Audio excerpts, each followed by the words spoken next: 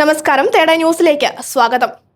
ഒരു കാലത്ത് വിമർശനങ്ങളുടെ നടുവിൽ തലകുനിച്ചു നിന്ന ഒരു മലയാളി യുവാവ് ഇന്നവൻ ലോക ക്രിക്കറ്റിന്റെ വലിയ വേദിയിൽ ഇന്ത്യയുടെ അഭിമാനമായി നിറഞ്ഞു നിൽക്കുകയാണ്.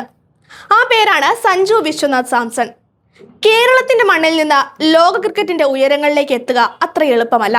പക്ഷേ പരിശ്രമിച്ചാൽ ലഭിക്കാത്തതായി ഒന്നുമില്ല എന്നതിന്റെ തെളിവാണ് സഞ്ജുവിന്റെ യാത്ര. പ്രതിസന്ധികളും വിമർശനങ്ങളും അവസരക്കുറവുമെല്ലാം ചേർന്ന ഒരു ദീർഘയാത്ര. എന്നാൽ അവയെല്ലാം മറികടന്ന് മുന്നേറിയപ്പോൾ സഞ്ജുവിന്റെ പേര് ഇന്ന് ലോകം മുഴുവൻ കേൾക്കുകയാണ്.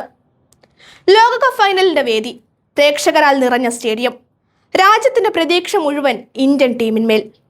ആ മത്സരത്തിൽ ഇന്ത്യൻ ഇന്നിംഗ്സിന്റെ ഹൃദയമായി മാറിയത് സഞ്ജു സാംസൺ തന്നെയായിരുന്നു. വെറും 46 പന്തുകളിൽ നിന്ന് 89 റൺസ്, 5 ഫോറുകളും 8 സിക്സറുകളും ചേർന്ന അതിശക്തമായ ഇന്നിംഗ്സ്. T20 ലോകകപ്പ് ഫൈനൽ ചരിത്രത്തിൽ തന്നെ ഏറ്റവും ഉയർന്ന വ്യക്തിഗത സ്കോറുകളിലൊന്നായി അത് മാറി. മുമ്പ് മർലോൺ സാമുവൽസും കെയ്ൽ വില്യംസണും നേടിയ 85 റൺസിന്റെ റെക്കോർഡും സഞ്ജു മറികടന്നു. ആ ഇന്നിംഗ്സിന്റെ കരുത്തിൽ ഇന്ത്യ ഉയർത്തിയത് 256 റൺസിന്റെ ഭീമൻ ലക്ഷ്യം. മറുപടിയായി കിവീസ് 159 റൺസിൽ ഒതുങ്ങിയപ്പോൾ ഇന്ത്യ ലോക കിരീടത്തിൽ മുത്തമിട്ടു. ഒരു മലയാളി താരത്തിന്റെ പോരാട്ടം ലോകവേദിയിൽ ചരിത്രമായി മാറി. എന്നാൽ ഈ ഉയർച്ച പെട്ടെന്ന് സംഭവിച്ച ഒന്നായിരുന്നില്ല. ടൂർണമെന്റിന്റെ തുടക്കത്തിൽ സഞ്ജുവിന് വലിയ അവസരങ്ങളൊന്നും ലഭിച്ചിരുന്നില്ല. ഗ്രൂപ്പ് ഘട്ടത്തിൽ നമീബിയയ്ക്കെതിരായ ഒരു മത്സരത്തിൽ മാത്രം അദ്ദേഹം കളിച്ചു. അവിടെ 8 പന്തിൽ നിന്ന് 22 റൺസ് നേടിയെങ്കിലും പിന്നീടും ടീമിൽ സ്ഥാനം ഉറപ്പായിരുന്നില്ല. സൂപ്പർ 8 മത്സരങ്ങൾക്ക് മുമ്പ് ഒരു മാധ്യമ പ്രവർത്തകൻ ഇന്ത്യൻ നായകൻ സൂര്യകുമാർ യാദവിനോട് ഇങ്ങനെ ചോദിച്ചു, സഞ്ജുവിനെ ടീമിൽ ഉൾപ്പെടുത്തുമോ എന്ന്.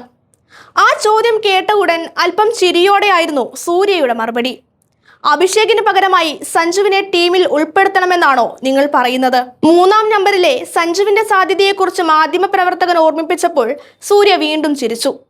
തിലകിന് പകരം അദ്ദേഹത്തെ കളിപ്പിക്കണമെന്നാണോ നിങ്ങൾ പറയുന്നത് എന്നായി മറുചോദ്യം. സൂര്യ സഞ്ജുവിനെ പരിഹസിച്ചോ ഇല്ലയോ എന്നതിനപ്പുറം അയാളുടെ നിലപാട് വ്യക്തമായിരുന്നു. ആദ്യ 11-ൽ സഞ്ജുവിനെ പ്രതീക്ഷിക്കേണ്ടതില്ല എന്ന്. ദക്ഷിണാഫ്രിക്കയ്ക്കെതിരായ മത്സരത്തിൽ ഇന്ത്യ തോറ്റപ്പോൾ ടീം മാനേജ്മെന്റിന് മാറ്റം അനിവാര്യമായി. അപ്പോഴാണ് സഞ്ജുവിന് വീണ്ടും അവസരം ലഭിച്ചത്. അടുത്ത പരീക്ഷണം വിൻഡീസിനെതിരായ നിർണായക മത്സരം. തോറ്റാൽ ഇന്ത്യ ടൂർണമെന്റിൽ നിന്ന് പുറത്താകും.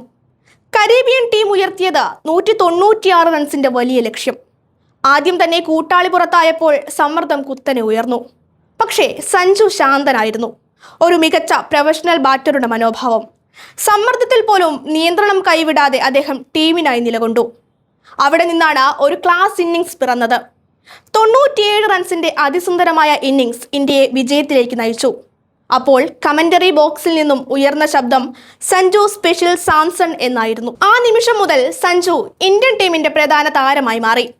സെമി ഫൈനലിൽ ഇംഗ്ലണ്ടിനെതിരെയും കഥ തുടർന്നു. ആർച്ചറിന്റെ ബൗളിങ്ങിനെ നേരിട്ട് സിക്സറുകൾ പറത്തിയായിരുന്നു തുടക്കം. വാങ്കഡെ സ്റ്റേഡിയത്തിൽ സഞ്ജുവിന്റെ ബാറ്റിൽ നിന്ന് പിറന്ന ഷോട്ടുകൾ ഗ്യാലറിയെ ആവേശത്തിലാഴ്ത്തി. ഇഷാനും ദുബൈയും ചേർന്ന് മികച്ച കൂട്ടുകെട്ടുകൾ. അവസാനം 42 പന്തിൽ നിന്ന് 89 റൺസ്. ഇന്ത്യ വിജയത്തിലേക്ക് കുതിച്ചു. സഞ്ജു വീണ്ടും പ്ലെയർ ഓഫ് ദി മാച്ച്. മത്സരശേഷം പുരസ്കാരം ഏറ്റുവാങ്ങിയപ്പോൾ പോലും സഞ്ജു വിനയത്തോടെ പറഞ്ഞു, ഞാനല്ല താരം, ബുംറയാണ്. ടീമിനോടുള്ള ബഹുമാനവും വിനയവും, അതായിരുന്നു സഞ്ജുവിന്റെ വ്യക്തിത്വം. അവസാന ഫൈനൽ.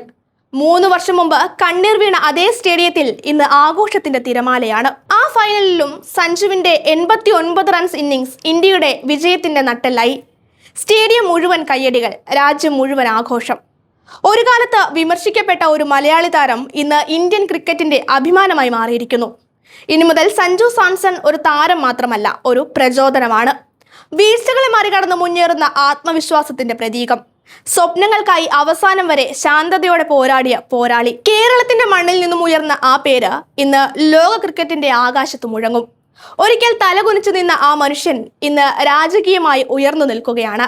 കാരണം താഴ്ത്തപ്പെട്ടവൻ ഇനി വാഴ്ത്തപ്പെട്ടവനാണ്.